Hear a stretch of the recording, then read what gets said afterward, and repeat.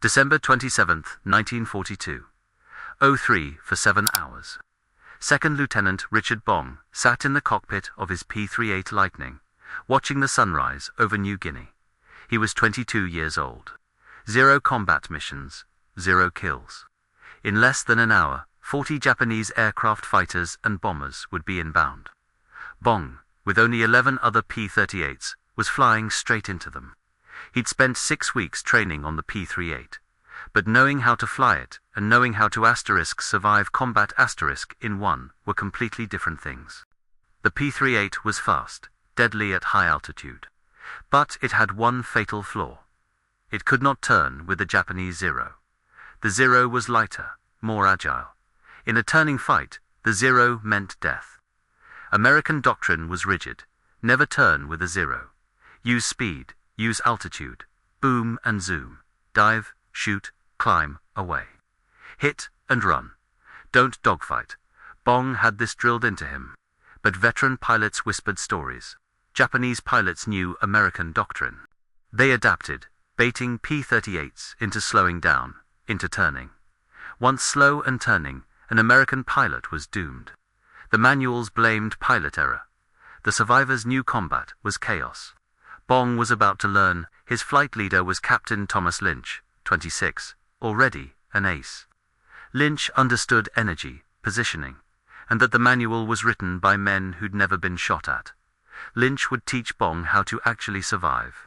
At 0615, Lynch briefed the mission: 12 P-38s for top cover. Stay on my wing, Lynch told Bong. Do exactly what I do. Don't think, react. If I turn, you turn. If I dive, you dive. Brake immediately. No hesitation. Bong understood.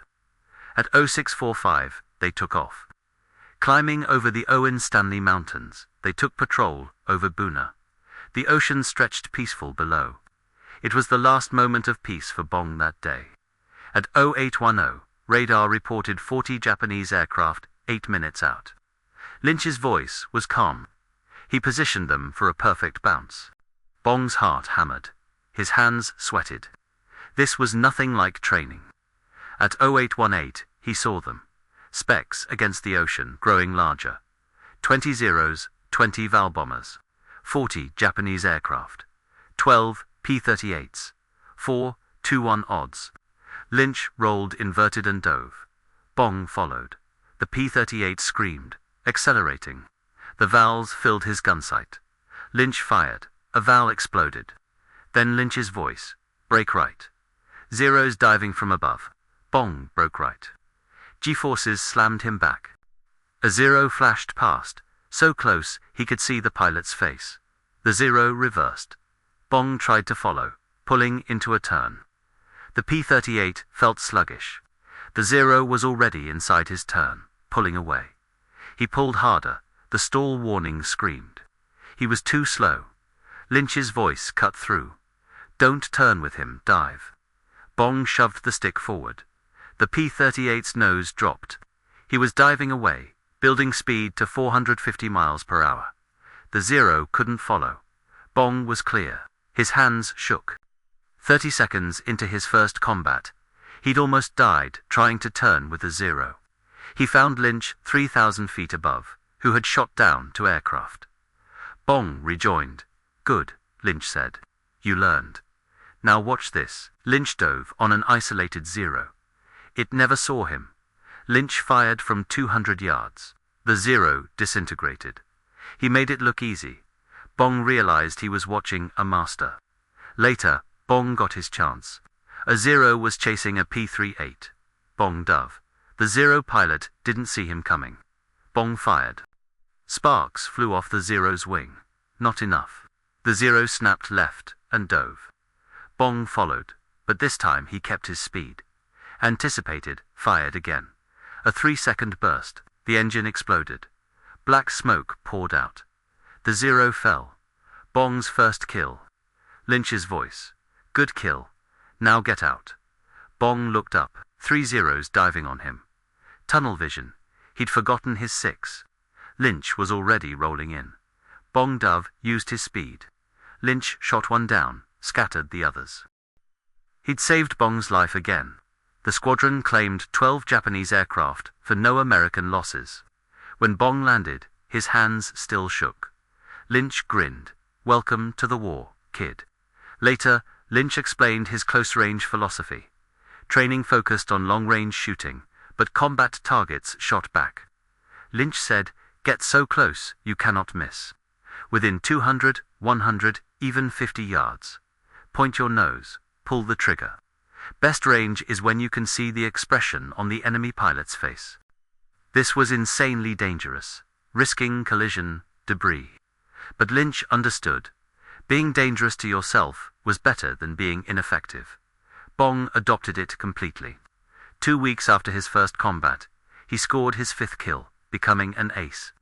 He told intelligence he got close enough to see the rivets. By April 1943, he had 14 kills. General Kenny called his tactics reckless, but effective. Unofficially, other pilots started closing the range. Attacking barges, ground fire erupted. Lynch's right engine exploded. "I'm hit, engine's gone. Getting out," he yelled. Bong watched Lynch fight for altitude, trailing smoke and fire. At 2,000 feet, Lynch ejected. His parachute rippled, barely began to open. Not enough altitude, not enough time. Lynch hit the jungle. The white silk vanished. Bong circled, called, nothing. He flew home alone. Search parties found nothing. Lynch was declared killed in action. 20 confirmed kills, 27 years old. Attacking barges, ground fire erupted. Lynch's right engine exploded. "I'm hit, engine's gone. Getting out," he yelled. Bong watched Lynch fight for altitude, trailing smoke and fire. At 2,000 feet, Lynch ejected. His parachute rippled, barely began to open. Not enough altitude, not enough time. Lynch hit the jungle. The white silk vanished. Bong circled, called, nothing. He flew home alone. Search parties found nothing. Lynch was declared killed in action. 20 confirmed kills, 27 years old. Bong was grounded. He couldn't sleep. He kept seeing Lynch bail out. Not enough altitude. Never enough altitude. When he returned, he was quieter, more focused, still aggressive, but cautious of unnecessary risks. Lynch taught him to be deadly. Lynch's death taught him that even the best could be killed by bad luck. He kept flying. By late March 1944, Bong had 25 kills.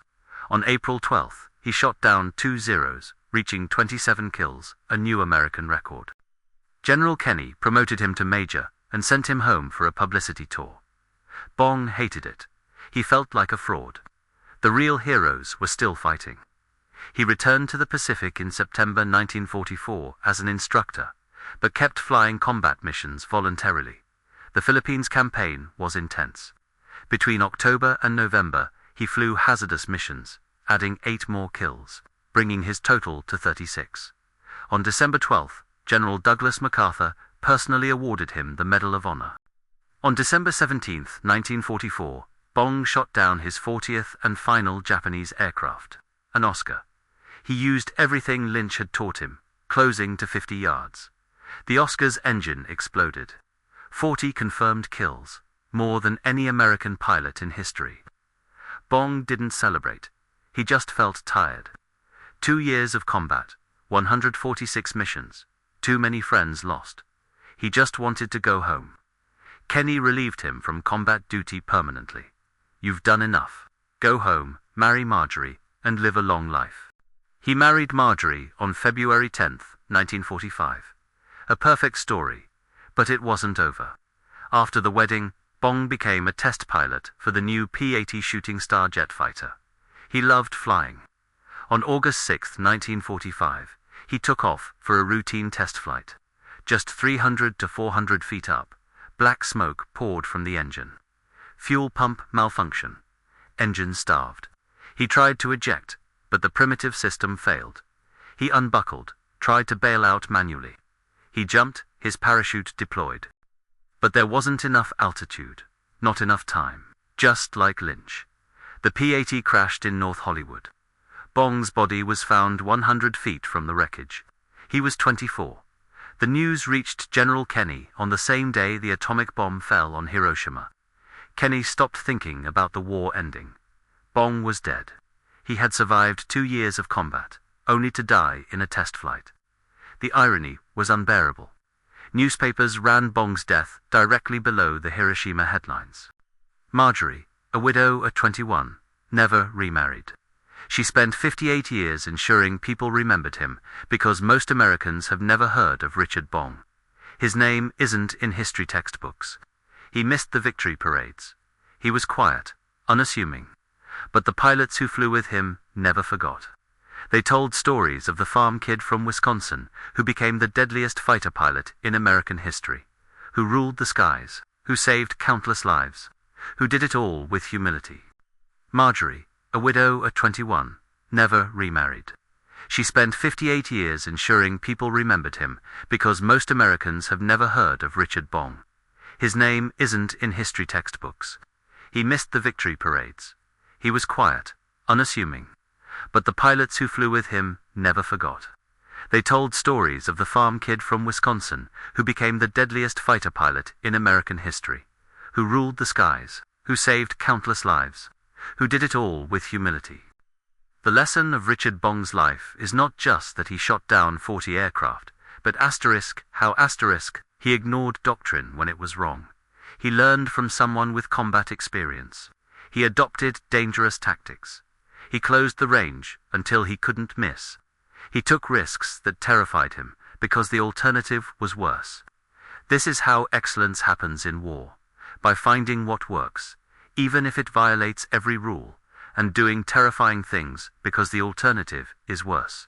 Quiet farm kid who learned to be lethal by getting so close he could not miss. Dead at 24. Forgotten by most, remembered by the few who understand.